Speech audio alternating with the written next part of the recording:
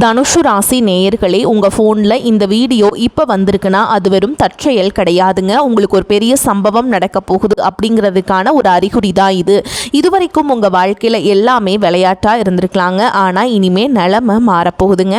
பிரச்சனைகள்லேருந்து உங்களுக்கு ஒரு பெரிய விடுதலை கிடைக்க போகுதுன்னு ஒரு பக்கம் சந்தோஷப்பட்டாலும் இன்னொரு பக்கம் ஒரு பெரிய ஆபத்தும் காத்துக்கிட்டு இருக்குங்க. ஆமாங்க, உங்களுக்கே தெரியாத நீங்கள் எதிர்பார்க்காத ஒரு நபரால் நடக்கக்கூடாதது எல்லாம் நடக்க போகுது. அந்த நபரை சமாளிக்க ஒரே ஒரு வழி தான் இருக்குது. அதை சொல்கிறதுக்கு முன்னாடி உங்கள் மேலே இருக்கிற அந்த திருஷ்டியும் கெட்ட சக்தியும் விலகணும்னா உங்கள் குலதெய்வத்தோட பேரை கீழே கமெண்ட் பாக்ஸில் சொல்லுங்கள். குலதெய்வத்தோட பேரை உச்சரிக்கும் போதே அந்த அரண் உங்களை சுற்றி உருவாக ஆரம்பிக்கும். கமெண்ட் செஞ்ச கையோட நம்ம சேனலை சப்ஸ்கிரைப் பண்ணிவிட்டு பெல் பட்டன் கொடுத்து ஆல் அப்படிங்கிற ஆப்ஷனையும் தேர்ந்தெடுத்து வைங்க. வாங்க வீடியோக்குள்ளே போகலாம். தனுஷு ராசிக்காரர்களே, உங்கள் காத்திருப்பு முடிவுக்கு வருகிறது. உங்கள் கஷ்டங்கள் பனி போல விலகி ஒரு புதிய பொற்காலம் தொடங்க போகிறது. உங்கள் தலைவிதியை மாற்றக்கூடிய சக்தி வாய்ந்த நாட்களாக அமையப் போகிறது. இனி வரக்கூடிய நாட்களில் அப்படி என்ன நடக்கப் போகிறது, நீங்கள் யாரிடம் கவனமாக இருக்க வேண்டும், விரிவாக பார்ப்போம். தனுஷு ராசி நேயர்களே, உங்கள் வாழ்வின் இருண்ட காலம் முடிந்து வசந்த காலம் வீசப்போகும். இந்த பொன்னான தருணத்தை நாம் இப்போது விரிவாக பார்க்க போகிறோம். கடந்த சில ஆண்டுகளாகவே நீங்கள் அனுபவித்த மனவேதனைகளும் சொல்லணும்னா துயரங்களும் கொஞ்சம் நஞ்சம் அல்லைங்க. எதை தொட்டாலும் தடை, எடுத்த காரியங்களில் தோல்வி, உறவுகளுக்குள்ள விரிசல் என ஒரு வழித்தடத்தில் சிக்கி தவித்த உங்களுக்கு இனி வரக்கூடிய நாட்கள் ஒரு மிகப்பெரிய வரப்பிரசாதமாக அமைய போகின்றன. விண்ணில் சஞ்சரிக்கும் கோள்களின் நிலையில் இப்போது ஒரு மிகப்பெரிய மாற்றம் நிகழ்கிறது. உங்கள் ராசிநாதனான குரு பகவானின் அருட்பார்வையும் மற்ற கோள்களின் சுழற்சியும் உங்களுக்கு சாதகமாக திசை திரும்புகின்றன. இதுவரை உங்களை சுற்றியிருந்த எதிர்மறை ஆற்றல்கள் அனைத்தும் விலகி நேர்மறையான அதிர்வுகள் உங்கள் இல்லத்தையும் உள்ளத்தையும் நிரப்பப் போகின்றன. முதலாவதாக உங்கள் பொருளாதார நிலையை பற்றி பார்ப்போம். இத்தனை காலம் கையில் காசு தங்கவில்லையே, வந்த வழியே செலவாகிறதே என்று வருத்தப்பட்ட காலம் முடிந்துவிட்டது. தடைபட்டு நின்ற சுபகாரியங்கள், அதாவது திருமணம், வீடு கட்டுதல் அல்லது புதுமனை புகுவிழா போன்ற நற்காரியங்கள் இப்போது தங்குதடையின்றி அரங்கேறும். நீண்ட நாட்களாக திரும்பி வராது என்று நீங்கள் கைவிட்ட கடன்கள் வட்டியோடு உங்களை வந்து சேரும்.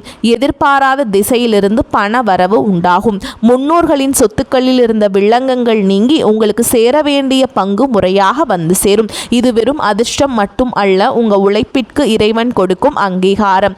அடுத்ததாக தொழில் மற்றும் வேலை வாய்ப்பு குறித்து பார்த்தோமானால் இது ஒரு புரட்சிகரமான மாற்றமாக இருக்கும்.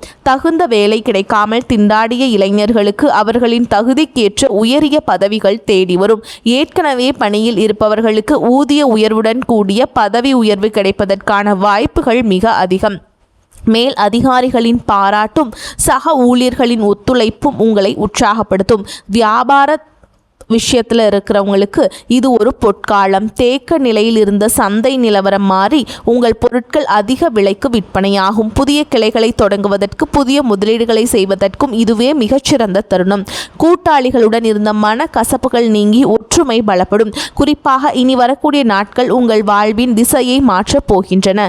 இந்த நாட்களில் உங்கள் உள்ளுணர்வு மிகவும் வலிமையாக இருக்கும். நீங்கள் எடுக்கும் ஒவ்வொரு சிறிய முடிவும் பின்னாளில் ஒரு மிகப்பெரிய ஆலமரமாக வளர்ந்து உங்களுக்கு நிழல் தரும். புதிய ஒப்பந்தங்களில் கையெழுத்திடுவது, புதிய நபர்களை சந்திப்பது என எதை செய்தாலும் முழு ஈடுபாட்டுடன் செய்யுங்கள். உங்கள் பேச்சில் ஒரு வசீகரம் உண்டாகும். அது மற்றவர்களை எளிதில் ஈர்க்கும். இத்தனை நன்மைகள் நடக்கும்போது நீங்கள் சற்றும் தளர்ந்து விடக்கூடாது. கடந்த கால தோல்விகளை நினைத்து முடங்கி கிடைக்காமல் இந்த மாற்றத்தை இருகரம் கூப்பி வரவேற்க தயாராகுங்கள். உங்கள் தன்னம்பிக்கை தான் உங்களுக்கு மிகப்பெரிய ஆயுதம். உறவினர்கள் மத்தியில் உங்களை பற்றி இருந்த தவறான பிம்பங்கள் மறையும். இழந்த மரியாதையை மீண்டும் பெறுவீர்கள். குடும்பத்தில் அமைதியும் மகிழ்ச்சியும் குடிகொள்ளும். கணவன் மனைவிக்கிடையே இருந்த கருத்து வேறுபாடுகள் நீங்கி அந்யோன்யம் அதிகரிக்கும். குழந்தைகளின் படிப்பில் முன்னேற்றம் காணப்படும். அவர்கள் மூலம் உங்களுக்கு பெருமைகள் வந்து சேரும். நீங்கள் மனதளவில் மிகவும் விழிப்புடன் இருக்க வேண்டும். கோபத்தை குறைத்து கொண்டு நிதானத்தை கடைபிடியுங்கள். யாருக்கும் ஜாமீன் கையெழுத்து போடுவதை தவிர்க்க வேண்டும். உங்களை சுற்றி இருப்பவர்களில் யார் உண்மையானவர், யார் வேடமிடுபவர் என்பதை இனி வரக்கூடிய நாட்கள் உங்களுக்கு புரிய வைக்கும். இறை வழிபாட்டில் அதிக கவனம் செலுத்துங்கள். உங்கள் குலதெய்வத்தை மனதார வேண்டிக் கொண்டு செயல்களை தொடங்குங்கள். வெற்றி நிச்சயம் உங்கள் பக்கம் இருக்கும். தனுஷ் ராசிக்காரர்களுக்கு இது வெறும் மாற்றம் அல்ல, ஒரு புதிய சரித்திரத்தின் தொடக்கம். நம்பிக்கையோடு அடியெடுத்து வையுங்கள், காலம் உங்கள் காலடியில் கிடைக்கும். தனுசு ராசி நேயர்களே, இப்போது நாம் பார்க்க போகும் அந்த பகுதி உங்கள் வாழ்வின் மிக முக்கியமான ஒரு எச்சரிக்கை மணி. அதிர்ஷ்டம் கதவை தட்டும்போது அதே கதவின் பின்னால் சில சவால்களும் ஒளிந்திருக்கும் என்பதுதான் பிரபஞ்சத்தின் நியதி. உங்கள் வாழ்வில் ஏற்பட போகும் அந்த பொற்கால மாற்றத்தை தடுப்பதற்கோ அல்லது திசை திருப்புவதற்கோ சில மனித உருவில் இருந்த தடைகள் காத்திருக்கின்றன. இதை பற்றி நீங்கள் மிக தெளிவாகவும் ஆழமாகவும் புரிந்து கொள்ள வேண்டும். பொதுவாகவே தனுசு ராசிக்காரர்களாகிய நீங்கள் மற்றவர்களை எளிதில் நம்பிவிடும் சுபாவம் கொண்டவர்கள். உங்கள் வெள்ளந்தி மனமே உங்களுக்கு பல நேரங்களில் வினையாக முடிந்து விடுகிறது. நீங்கள் யாரையெல்லாம் உங்கள் நிழலுக்குள் அனுமதிக்க வேண்டும், யாரிடமெல்லாம் ஒரு பாதுகாப்பான இடைவெளியை பேண வேண்டும் என்பதில் மிகுந்த விழிப்புணர்வு அவசியம். குறிப்பாக உங்கள் பெயர் ராசியின்படி பார்த்தால் சில குறிப்பிட்ட எழுத்துக்களில் பெயர் தொடங்கும் நபர்களிடம் நீங்கள் இந்த வரக்கூடிய நாட்களில் மிக மிக எச்சரிக்கையாக இருக்க வேண்டும். முதலாவதாக சா, மா, கா மற்றும் வா போன்ற எழுத்துக்களில் பெயர் தொடங்கும் நபர்களை கையாளும் போது உங்கள் நாவிற்கு பூட்டு போடுவது நல்லது. இவர்கள் உங்கள் உற்ற நண்பர்களாகவோ உடன் வேலை செய்பவர்களாகவோ அல்லது உங்கள் உறவினர்களாகவோ கூட இருக்கலாம்.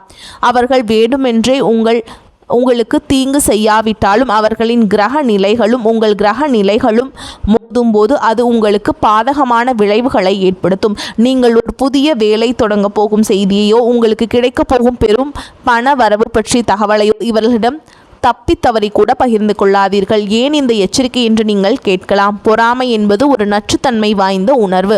உங்கள் வளர்ச்சி சிலருக்கு கண்ணை குத்தலாம். இவன் மட்டும் எப்படி இவ்வளவு சீக்கிரம் முன்னேறுகிறான் என்று ஒரு சிறிய எண்ணம் கூட அவர்களின் பார்வையின் வழியாக உங்கள் மீது ஒரு எதிர்மறை அதிர்வை உண்டாக்கும். இதுவே உங்கள் காரிய தடைகளுக்கு காரணமாக மாறும். எனவே உங்கள் திட்டங்களை செயல்படுத்தி முடிக்கும் வரை அதை ஒரு ரகசியமாகவே வைத்துக் கொள்ளுங்கள். மனம் என்பது இந்த நாட்களில் உங்கள் மிகப்பெரிய கேடயமாக இருக்கும். அடுத்ததாக பண பரிமாற்றங்களில் நீங்கள் காட்டும் அலட்சியம் உங்களுக்கு பெரும் நஷ்டத்தை தரக்கூடும். இனி வரக்கூடிய நாட்களில் யாரிடமாவது கடன் கொடுப்பதோ அல்லது வாங்குவதோ உங்கள் பொருளாதார சுழற்சியை பாதிக்கும். குறிப்பாக அவசரம், உடனே திருப்பி தந்து விடுகிறேன் என்று சொல்லி உங்களிடம் பணம் கேட்பவரிடம் மிகவும் நிதானமாக பதில் சொல்லுங்கள். உங்கள் கையில் இருக்கும் அந்த பணமானது உங்கள் எதிர்கால முதலீட்டுக்காக இறைவன் கொடுத்திருக்கும் ஒரு வாய்ப்பு. அதை மற்றவர்களுக்காக தாரை வார்த்துவிட்டு பின்னாளில் நீங்கள் கஷ்டப்படுவதில் எந்த பயனும் இல்லை. வேலை செய்யும் இடத்தில் உங்கள் கருத்துக்களை திருடி அவர்கள் பெயரில் தம்பட்டம் அடித்துக் கொள்ள ஒரு கூட்டம் காத்திருக்கும். மேல் அதிகாரிகளிடம் நீங்கள் பேசப்போகும் முக்கியமான விஷயங்களை முன்னரே யாரிடமும் விவாதிக்காதீர்கள். உங்கள் வெற்றியின் ரகசியம் உங்களோடு மட்டுமே இருக்கட்டும். இனி வரக்கூடிய நாட்களில் உங்கள் கனவுகளை பற்றி பேசாமல் உங்கள் செயல்களின் மூலம் உங்கள் திறமையை காட்டுங்கள். மேலும் உங்கள் குடும்ப விவகாரங்களை வெளி நபர்களிடம் கொண்டு செல்லாதீர்கள். வீட்டின் ரகசியம் வீதிக்கு வரும்போதுதான் விரிசல்கள் உண்டாகின்றன. உங்களை புகழ்ந்து பேசும் நபர்களிடம் எச்சரிக்கையாக இருங்கள். அவர்கள் உங்கள் மேல் காட்டும் அதீத அன்பு கூட ஒரு போலி திறமையாக இருக்கலாம். உங்களை சுற்றி நடக்கும் ஒவ்வொரு அசைவையும் ஒரு கழுகின் பார்வையோடு கவனியுங்கள். யாரோ ஒருவர் உங்கள் வளர்ச்சியை தடுக்க திட்டமிடுகிறார் என்பதை உங்கள் உள்ளுணர்வு சொல்லும். அந்த உள்ளுணர்வின் குரலுக்கு செவிசாயுங்கள். யாரையும் வெறுக்க வேண்டாம், ஆனால் யாரையும் முழுமையாக நம்பவும் வேண்டாம். இனி வரக்கூடிய நாட்களில் உங்கள் முடிவுகளை நீங்களே எடுங்கள். மற்றவர்களின் ஆலோசனைகள் உங்களை குழப்பக்கூடும். உங்கள் பாதையை நீங்களே தீர்மானியுங்கள். உங்களை வீழ்த்த நினைப்பவர்கள் உங்கள் பலவீனத்தை தான் முதலில் தேடுவார்கள். உங்கள் பலவீனத்தை யாரிடமும் வெளிப்படுத்தாதீர்கள். சிங்கம் எப்படி தனது வேட்டையை தொடங்கும் முன் அமைதியாக காத்திருக்குமோ அதேபோல் உங்கள் வெற்றிக்கான தருணம் வரும் வரை நீங்கள் அமைதியாக இருங்கள். இந்த எச்சரிக்கைகளை நீங்கள் சரியாக பின்பற்றினால் உங்கள் பொற்காலத்தை தடுக்கும் சக்தி யாருக்கும் இருக்காது. நம்பிக்கையோடு இருங்கள், ஆனால் விழிப்புணர்வோடு செயல்படுங்கள். ஒரு அடர்ந்த ஆலமரத்தின் நிலையில் அமைந்திருந்த அந்த பழைய வீட்டின் திணையில் அமர்ந்திருந்தான் கதிர். அவன் தனுஷ் ராசியில் பிறந்தவன். கடந்த 5 ஆண்டுகளாக அவனது வாழ்க்கை ஒரு இருண்ட குகைக்குள் பயணிப்பது போலவே இருந்தது. தொட்ட காரியங்கள் அனைத்தும் துரோகத்தில் முடிந்தன. கையிலிருந்த சேமிப்பு கரைந்து கடன் சுமை கழுத்தை நெறித்து சொந்த ஊரிலேயே நிமிர்ந்து நடக்க முடியாமல் கூனி குறுகி போயிருந்தான். அவனது உழைப்பால் உயர்ந்தவர்கள் இன்று அவனை கண்டு ஏளனமாக சிரிப்பதைக் கண்டு அவன் நெஞ்சம் ரணமானது. அன்றுதான் தன் வாழ்வின் கடைசி வாய்ப்பு என்று அவன் உள்மனம் ஏதோ ஒரு ரகசியத்தை சொல்லிக்கொண்டே இருந்தது. அன்று மாலை அவன் தற்செயலாக ஒரு முதியவரை சந்தித்தான். அந்த முதியவர் அவன் கண்களை ஊடுருவி பார்த்துவிட்டு, தம்பி, விடியல் உன் வாசலில் நிற்கிறது. ஆனால் உன் கையில் இருக்கும் விளக்கை அணைக்க ஒரு கூட்டம் வரும். உன் நாவிற்கு பூட்டு போட, குறிப்பாக உன் திட்டங்களை யாரிடமும் சொல்லாதே என்று எச்சரித்துவிட்டு மறைந்தார். மறுநாள் அதிகாலை கதிரின் அலைபேசிக்கு ஒரு அழைப்பு வந்தது. அது நீண்ட நாள் நண்பன் முரளி. அவன் பெயர் மா என்ற எழுத்தில் தொடங்குகிறது என்பதை கதிர் சற்றென்று நினைவு கூர்ந்தான். முரளி மிகவும் கனிவாக பேசினான். கதிர், உனக்கு ஒரு பெரிய வேலைவாய்ப்பு வந்திருக்கிறது, உடனே என்னை வந்து பார் என்றான். முன்னதாக இருந்திருந்தால் கதிர் ஓடோடி சென்றிருப்பான். ஆனால் அந்த முதியவரின் எச்சரிக்கை அவன் காதுகளில் ஒலித்தது. இப்போது வர இயலாது முரளி, பிறகு பேசுகிறேன் என்று சுருக்கமாக முடித்து கொண்டான். பிறகுதான் தெரிந்தது முரளி சொன்ன அந்த வேலைவாய்ப்பு ஒரு மிகப்பெரிய பண மோசடி திட்டம் என்பது. அவன் அந்த ஒரு வார்த்தை மனதால் ஒரு பெரும் ஆபத்திலிருந்து தப்பினான். கதிர் ஒரு பழைய நிலம் சம்பந்தமான ஆவணங்களை சரிபார்த்து கொண்டிருந்தான். அவனது தாத்தா விட்டு சென்ற ஒரு சிறிய தரிசு நிலம் அது. அதில் ஏதோ ரகசியம் இருப்பதாக அவனுக்கு தோன்றியது. அன்று மதியம் அவனது உறவினர் ஒருவர் வந்தார். அந்த நிலத்தை விற்றுவிடலாம், நான் நல்ல விலை பேசி தருகிறேன் என்றார். கதிர் அமைதியாக மறுத்துவிட்டார். மறுநாள் காலை அரசாங்கத்திலிருந்து ஒரு அறிவிப்பு வந்தது. அந்த நிலத்தின் வழியாக ஒரு தேசிய நெடுஞ்சாலை அமையவிருக்கிறது என்றும் அதற்காக அந்த நிலத்திற்கு பல கோடி ரூபாய் இழப்பீடு வழங்கப்பட போகிறது என்றும் நல்ல செய்தி கிடைத்தது. கதிர் அதிர்ந்து போனான். அன்று மாலை அவனுக்கு ஒரு புதிய தொழில் தொடங்குவதற்கான முதலீடும் தானாகவே வந்து சேர்ந்தது. அந்த நாட்களில் அவன் காட்டிய நிதானமும் மனமும் எச்சரிக்கையுமே அவனை ஒரு மிகப்பெரிய செல்வந்தராக மாற்றியது. அவனது பொற்காலம் உண்மையில் தொடங்கிவிட்டது. இத்தனை காலம் அவனை தூற்றியவர்கள் எல்லாம் இப்போது அவன் வீட்டு வாசலில் வரிசை கற்றி நின்றனர். ஆனால் கதிர் இப்போது பழைய கதிரல்ல. யாரிடம் பேச வேண்டும், யாரிடம் கவனமாக இருக்க வேண்டும் என்ற சூட்சுமத்தை கற்றுக்கொண்டான். அவன் ராசியின் அதிபதியான குரு பகவானின் அருளும் அவனது விழிப்புணர்வும் இணைந்து அவனை ஒரு புதிய சிகரத்திற்கு அழைத்து சென்றன. வானில் மின்னல் வெட்டுவது போல் அவனது வாழ்வில் ஏற்பட்ட அந்த திடீர் திருப்பம் உருக்கிய ஒரு பாடமாக அமைந்தது. தனுஷ் ராசிக்காரர்களுக்கு காலம் பதில் சொல்லும் என்பதற்கு கதிரின் வாழ்வே ஒரு சாட்சியாக மாறியது. தனுஷ் ராசி அன்பர்களே, உங்கள் வாழ்வில் வீசப்போகும் இந்த அதிர்ஷ்ட காத்தை அப்படியே தக்க வைத்து கொள்ளவும் வரப்போகும் நன்மைகளை இரட்டிப்பாக்கிக் கொள்ளவும் நீங்கள் செய்ய வேண்டிய ஆன்மீக கடமைகள் குறித்து இப்போது ஆழமாக பார்ப்போம்.